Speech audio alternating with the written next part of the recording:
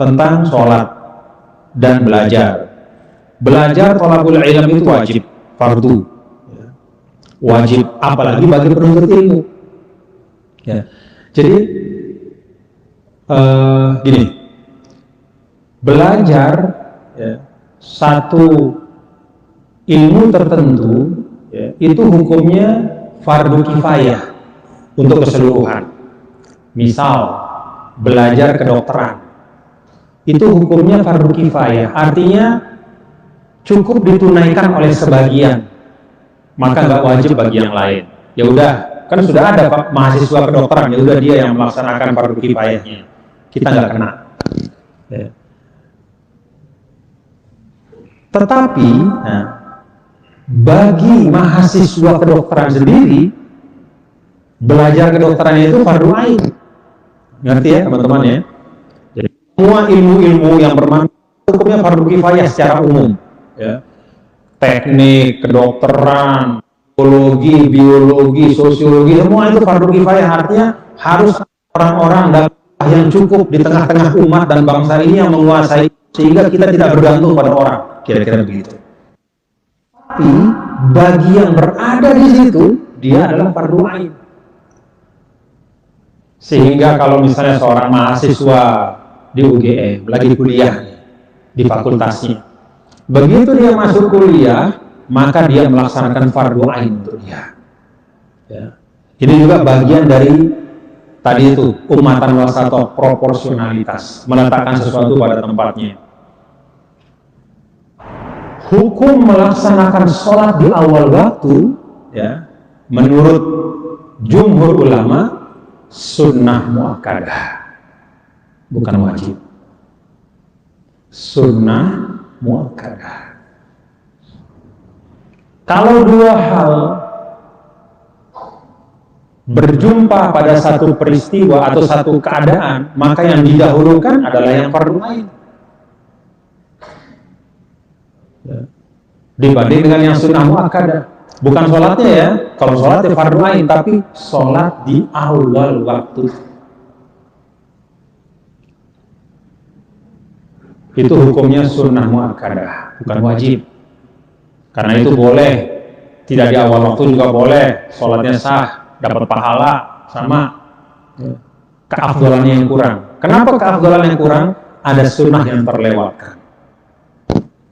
Nah, jadi itu hukum dasarnya. Ya, kalau kita bicara nih, mau pilih yang mana nih? Oh, kalau bagi orang yang sedang belajar, ya, bidang ilmu yang sedang dia pelajari, ya fardu ain buat dia untuk belajar. Begitu dia ada di ruang kelas itu, berarti dia fardu ain di situ. Sedangkan sholat awal waktu itu sunnah muakkadah. Tapi kalau kita lihat misalnya ulama-ulama di Mesir, ya, sunnah muakkadah sholat awal waktu bukan berarti itu remeh juga. Jadi nggak boleh, wah ini sunnah muakkadah nggak penting, bukan. Itu penting juga. Namanya muakkadah.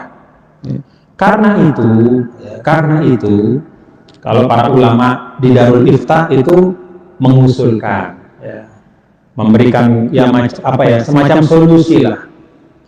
Kalau bisa ditetapkan penjadwalan yang memungkinkan untuk terlaksananya sunnah muakkadah itu dengan baik, lakukan. Misalnya diatur sehingga pelajaran selesai persis pada waktu azan, misalnya. Bisa. Kan dua-duanya dapat, ya? Kan dua-duanya dapat. Tetapi kalau tidak bisa, memang betul-betul pelajaran itu pada waktu itu ya udah jadwalnya kayak begitu, nggak bisa dirubah untuk saat itu, ya untuk besok-besok kan bisa didiskusikan. Tapi saat itu kita bicara kejadiannya nih. Terus azan, dahulukan yang fardu ain, tetap di situ. Karena Anda sedang melaksanakan fardu ain, walaupun luput sunnah muakkadahnya.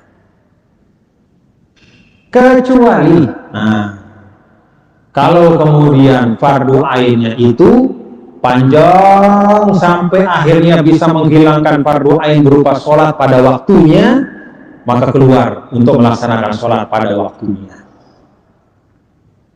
Misalnya zuhur sampai jam 3, lalu belajar dari sebelum zuhur sampai udah dekat, udah keluar. Kalau nggak keluar, lewat fardu ain, yaitu sholat pada waktunya. Ya. Tapi kalau tidak, tunggu. Ya. Jadi begitu selesai, keluar dan laksanakan sholat. Ada kata ulama juga, bagaimana cara? Ya. Kan kita pingin fardu ainnya dapat, kita juga pingin sunnah muakkadahnya itu juga kita dapat walaupun sebagian aja. Bagaimana solusinya? Kita di dalam ruang kelas, begitu azan, pasang niat. Ya Allah, saya sedang belajar, saya niatkan, begitu saya selesai, maka saya langsung akan melaksanakan kewajiban sholat. Maka kata ulama itu dia sudah mutalabis di sholat. Walaupun dia belum sholat, walaupun dia masih di situ, tapi dia udah dapat bau-baunya, kira-kira gitulah. Dia sudah mutalabis, udah berada dalam state of mind, ya. Dia sudah pasang niatnya, dia sudah siapkan dirinya lah untuk sholat. Maka dia mendapatkan juga kemuliaan. Walaupun nggak persis sama seperti orang yang menunaikan sholat di awal waktu itu. Jadi kira-kira begitu ya. Kalau kita lihat jawaban dari para ulama, kalau bisa diatur, bagus. Tapi kalau memang betul-betul berbenturan, dahulukan yang fardu ain, tetap belajar. Kecuali kalau kemudian itu bisa menyebabkan kita kehilangan fardu ain yang lain, yaitu sholat pada waktunya, keluar untuk melaksanakan sholat pada waktunya. Dan terakhir tambahan tadi, kalau memang kita belum bisa keluar, tetap belajar, paling tidak begitu mendengar azan, sambil menjawab azan, pasang niat. Ya Allah, saya niat, begitu selesai ini saya langsung sholat. Maka itu orang yang mutalabis, udah masuk dalam muqaddimahnya lah kira-kira, udah pasang niat itu. Wallahu a'lam bishawab.